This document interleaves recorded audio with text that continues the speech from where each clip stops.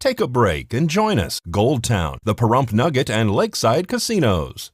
Well, a lot of people will use shade material to protect the plants. Of course, having proper shade trees also helps. But if you don't have that, and a lot of us do have that open area, a shade material that ranges anywhere from 50 to 90%. 90% gives almost complete shade. 50% is similar to what we have at our structure over here.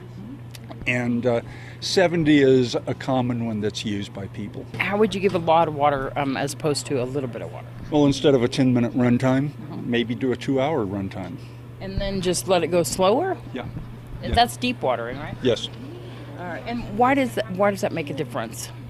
Well, you know, if you've lived here in the valley for a very long time, you know that the summer rains, we have our monsoon seasons, a lot of water comes down very quickly and runs off, and then we have our flash floods. Drip irrigation that most people use simulates what we generally get in the winter, which is a slower, longer rain, so a slower, longer application of water allows that ground to absorb that moisture. So it'll go deeper. Yes, it will go deeper.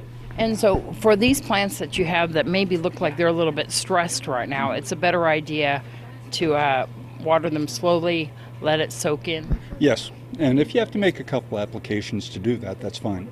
You know, about an hour apart from one another. From if you have a 30-minute run time, an hour later do another 30-minute run time, whatever you need to avoid runoff.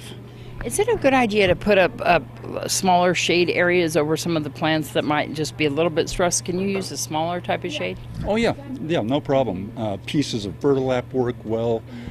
We sell, we have bulk rolls that we sell by the foot. 6 foot, 12 foot wide, depending on the application. Just to keep them protected? Just to keep them protected from the sun and sometimes even the wind. All right. For more information, they can come on down here to Star Nursery. Where are you guys at? 911 Buell, just off 372.